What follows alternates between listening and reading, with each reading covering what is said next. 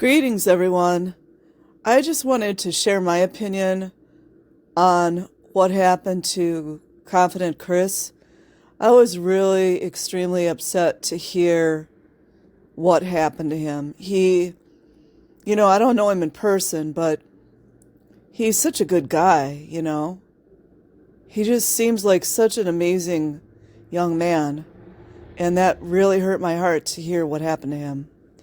And it's funny because I was watching him a little bit earlier when he started his stream, and I said to myself, you shouldn't be out there alone. And apparently there were some of the other reporters out there, but they were around the corner.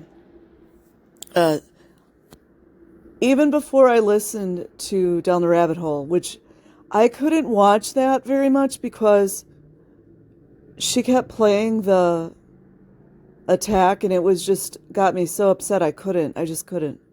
But I agree with her. But I mean, that was my opinion before I watched her or anybody else. I mean, it just screams setup. It just screams setup. My personal opinion, and opinions are still free to have, is that the Church of Scientology was involved. I believe they 100% were. And this is what I think happened, is that some of those OSA bums, or, maybe a security guard that's working for OSA, whatever, they probably paid this homeless guy some money to do this. Because that was not a typical robbery in any shape or form. Not even close. Not even close. And, I could see that many of the LAPD police officers are corrupt, but I will never say that all of them are. There's no way. But, and I'll get back to my opinions. As a young person, I was always taught that police were in high esteem and everything like that. I have changed my mind now, but I have to say that it was really disheartening, extremely disheartening, to see sweet, confident Chris talking to the police officers whom they were called for a welfare check. And you got to give the OSA and the dirty cops credit, because they're really trying to twist things and it's not working. Someone had made a complaint on Chris saying they were worried for his welfare because he's talking about duckies and all these things. What Chris was talking about and is talking about is the Scientologists just walk around like little ducks because they can't do anything unless they're told what to do. Now, there's no mental health issue. The people that have mental health issues are bad cops, bad police officers that protect pedophiles. That's what mental illness is. And I have a lot of suspicions. Lots of suspicions. So anyways, back to my opinion as far as believing it was a setup.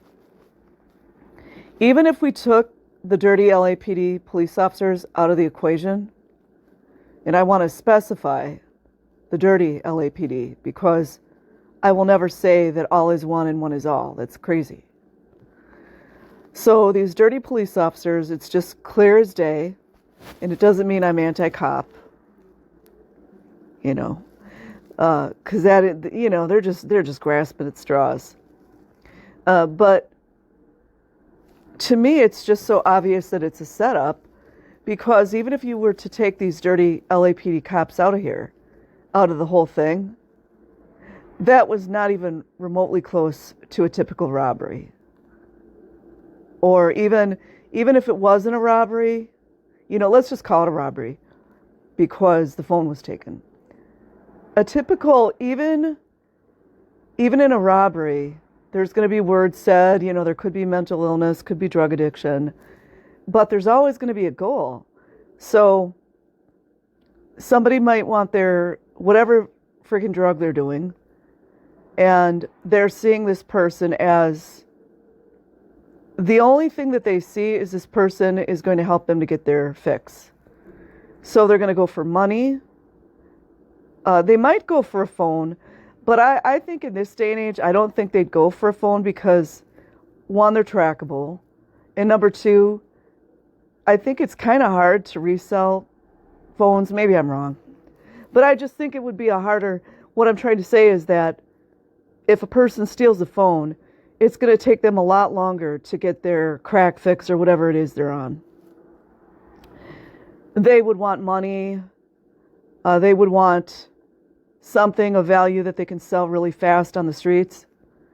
And everything that occurred there was not even close. It's not close to a drug addict that needs their fix. It's not close to a typical robbery. It doesn't match any of that. So, some morons, you didn't even get that right. And there's so many things I want to say, but so that's my opinion. It just, oh, and by the way, Osa, if you're listening, because I love to be sarcastic, if it quacks like a duck and it looks like a duck, it's probably a duck. So I think a lot of people made a lot of mistakes in going for Confident Chris, whom is a really decent, good guy. And I think in the war between evil and good, a lot of people are going to have fallout for that. Because when you mess with a person of integrity and morality, it's definitely going to bite you in the behind. And I have to say that it was